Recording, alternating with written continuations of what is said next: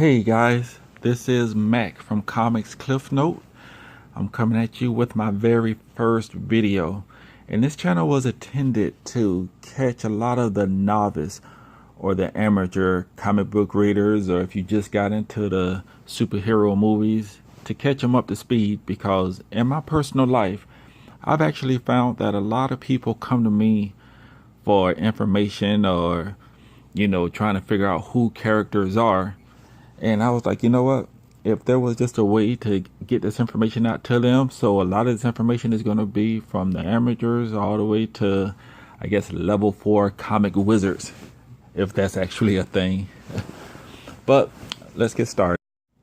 Yesterday, I had a very good friend of mine whose daughter was having a birthday party, and her daughter is a huge fan of Cyborg from the Teen Titans Go series. I'm not going to say anything about that, but let's just stick with what we got. So she went to the store and she actually purchased Falcon from the Avengers. And she told me what she did. So first I gave her the evil eye and asked her, how are we possibly friends? And then I informed her about DC and Marvel. So that leads me to what this video is about today. What is the difference between DC and Marvel? That's a question that's asked and a lot of people don't understand, and I would like to give my opinion about it. First off, let's start with the brands of the companies. DC is one company. Marvel is a whole different company that has different idealisms. They have different characters.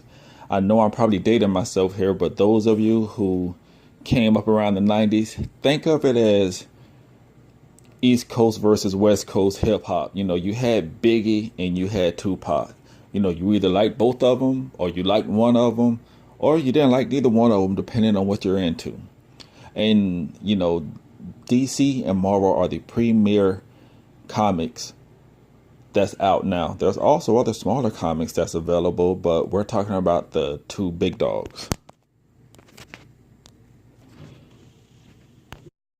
And keep in mind, this is only my opinion, but the things that I notice is as follows. When it comes to DC, a lot of their stories, a lot of their locations, they're made up. So you have Superman in Metropolis. You have Batman in Gotham. You have Nightwing in Bloodhaven. You have Jump City. Places that don't exactly exist in the real world. But then you look over at Marvel. Marvel characters are designed to be more down to earth. They're actually in locations that exist in the world. You have the Red Skull in Germany. I have no idea why I started with that one. That's pretty dark. You also have Daredevil, who's in Hell's Kitchen, New York. You have Spider-Man, who's in New York. You have the Fantastic Four, who's also in New York. And I am noticing that, why don't we have any superheroes in Arizona? Things that make you go, A lot of their story details is also different from DC to Marvel. Marvel tend to have their stories steeped in real world. With Captain America and the Red Skull, that initiated with the whole World War II thing, the garner patriotism. If you look at the X-Men, a lot of people don't know this. A lot of you may have heard this before. With the X-Men, they were pretty much created to depict what was going on at the world when they came about. Basically during the civil rights movement. Now, when Stan Lee seen what was going on, he wanted to draw something to represent how the world was and what he saw. So he seen that the minorities or a certain group of people was getting discriminated against. So he created the mutants, because in the comic books or in the movies, they were consistently discriminated against. So they represented the minorities. And then you look at their leader, Professor Charles Xavier. He always used to preach and push his mutants to work along with everyone, and he pushed for a world that was together. humans and mutants, which was a direct correlation to Martin Luther King. And then you had their sometimes friend, sometimes enemy, Magneto, who ideals pushed for separation between humans and mutants. He felt that mutants should rule the humans or live separately from the humans. He basically had that by any means necessary, similar to Malcolm X. So a lot of times Marvel Comics looked at what was going on in the headlines, what was going on in the real world, and they created their stories from that. As to where a lot of times DC always took the approach that, the real world is the real world. This is make believe.